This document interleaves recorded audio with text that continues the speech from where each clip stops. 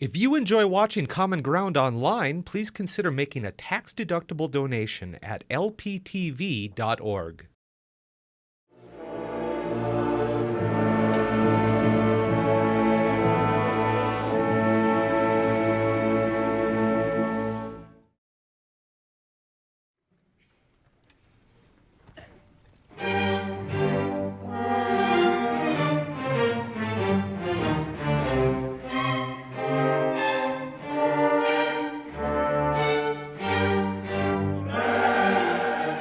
Carl Thompson came to Bemidji State in 1938, I believe. He was the music man, he and Milton Dietrich. And Dietrich taught a lot of instruments, and Carl did all the choral and vocal. Carl wanted to do a kind of a large oratorio experience, so he formed an oratorio society, which would include community people, college choirs from community colleges, Hibbing and so forth. They'd all come over here to Bemidji, probably in Memorial Hall in the big gym. And one whole side of that hall could be filled with singers. And then he would, and Milton Dietrich would try to come up with a small orchestra to accompany. That's kind of how the orchestra was started. And it went for years like that. And I think it also, at the time, there was a string program at the high school. Oh, yes. And string teachers at the high school. Yes. And in turn, their better players from over there would participate in other community people. And any university student that was a string person was in it, as well as community folks would fill up the string section. It was kind of like for the purpose of an oratorio on April 15th, we bring together as many of these string players and other wind players as we can find.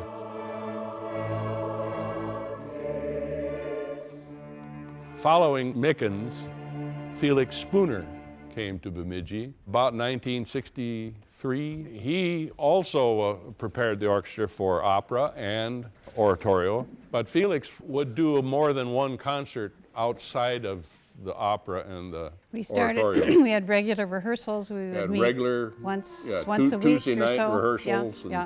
And maybe did about three concerts a year.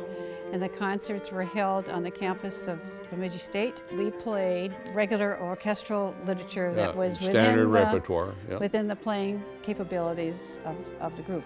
And again, and then this is where we got more people coming in from the outlying areas who might be close enough to drive in and well, and there play. were more students in strings at BSU because the music student body at BSU was growing. So Felix, in the early 60s, sort of got the subscription series kind of going. And I don't even know if people paid admission to go to the concerts. I don't even remember. Most of those concerts were free.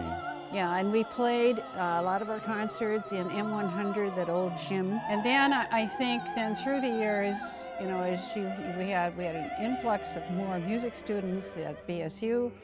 In the 60s and 70s, the orchestra continued to grow and expand its repertoire, and we got a good audience going. And then when we moved into Bangsburg, we did the concerts in Bangsburg. However, the recital hall in Bangsburg is much smaller than M100, and the main stage is much smaller than M100, slightly larger than the recital hall. And then we would use the old high school auditorium for some concerts. That is a perennial issue here, is performance space. And now the orchestra tries to perform at the high school, but again, schedules, finding the right spot.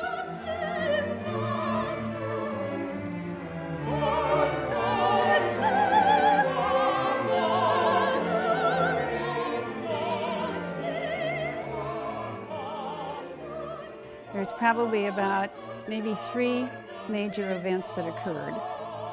One of them was way back in the 60s when they started to do maybe 3 concerts a year that was just the orchestra.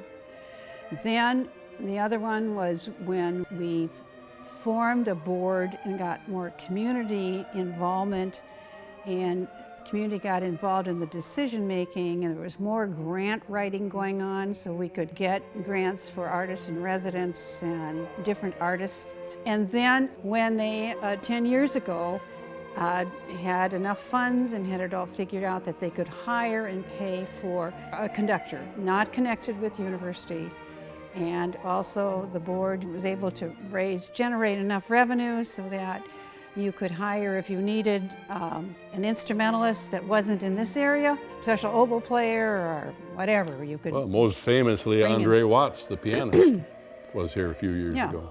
different artists that came in. Common Ground is brought to you by the Minnesota Arts and Cultural Heritage Fund with money from the vote of the people November 4th, 2008.